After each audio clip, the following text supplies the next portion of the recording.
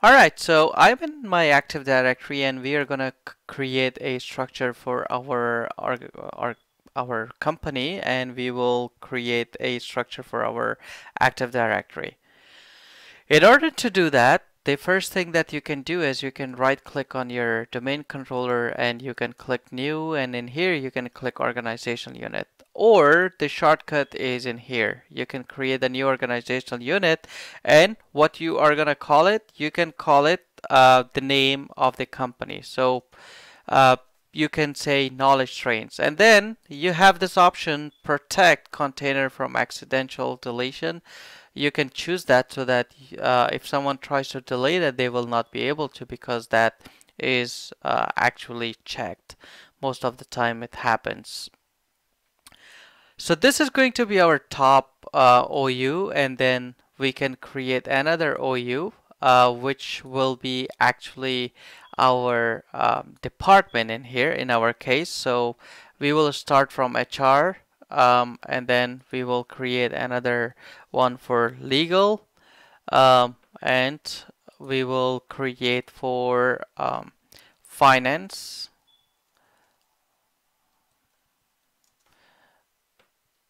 Press OK here. So we have 3 departments in here. You can create as much as you want based on your company needs. So under the HR, what you can do is you can create another one and call it users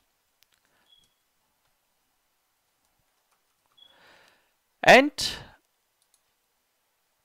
workstations, or computers you can call it too if you want to.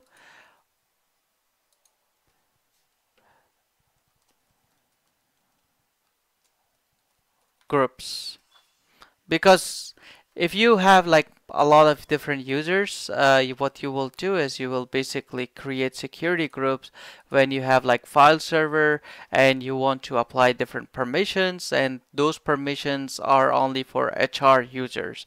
So you can create different groups, and then you can always put them on their organizational unit. So what we will do here is we will do the same. I will create workstation, workstations. Let's rename it. Right click, rename workstations, and I will create another one, call it security groups. Oops, I have to rename it again. Groups. Okay, so that's how you can actually create different organizational units.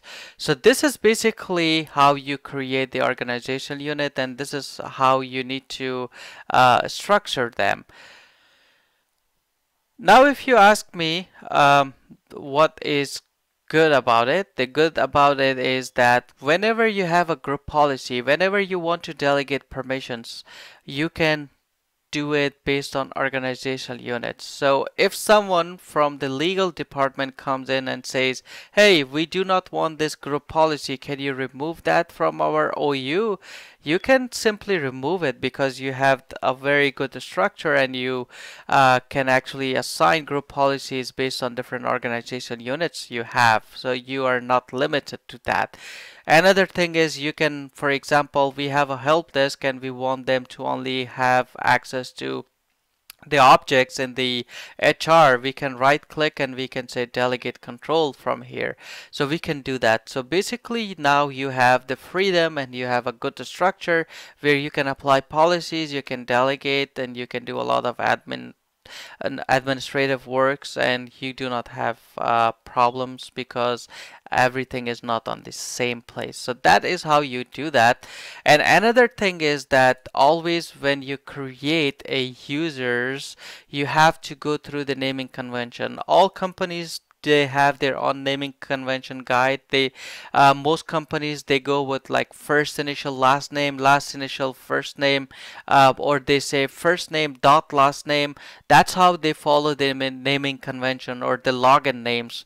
So that's how you basically do that. So if I click in here and say create new user, so for example, if I type my name, Parviz, and then I type my last name, and in here, I will say eParvis. What I'm doing in here is I'm using the last initial first name, or Parviz E, or I can say Ilm Joe P. So basically, last name, first initial. That is how I am actually using that naming convention. So in here, what you can do is you can put the password, and after I put the password, the password does not match.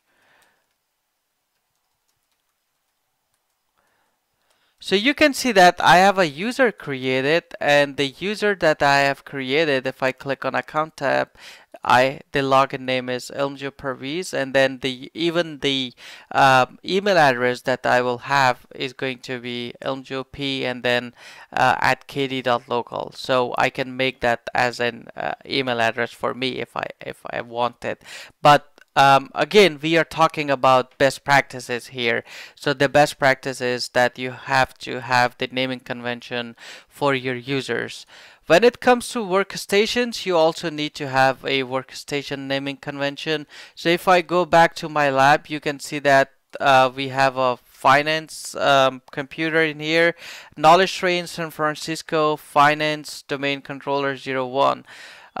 Simply right click here and then computer. So I will knowledge train SFO, and then this is our HR, right? HR organizational unit, and desktop 01. So basically we need to have a naming convention for everything. So what it is giving me is that when I want to look up for the HR computers, when I look at this account, I will easily find out that this is a HR computer located at San Francisco, and it's a desktop. So see, it is really making our life easier because we have the right naming convention. When it comes to group, you also need to have a naming convention. So for example, how you do that, most of the times you actually use naming conventions for your file sharing permissions. So for example, if I have a folder called HR confidential, I can, or HR, and then inside HR I have many other folders. What I can do is I can create a naming convention. For example, read only HR users, right? So when I create this, I'm gonna create a security group here and press OK.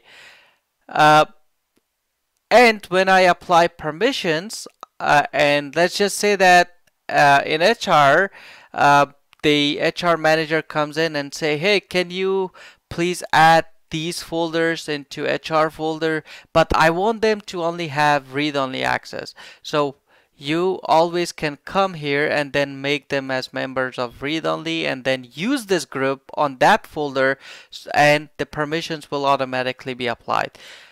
So you are basically using a naming convention, and in here you are easily able to find out that it is a read-only access users, and it is for HR folder, and it is for the HR users, right?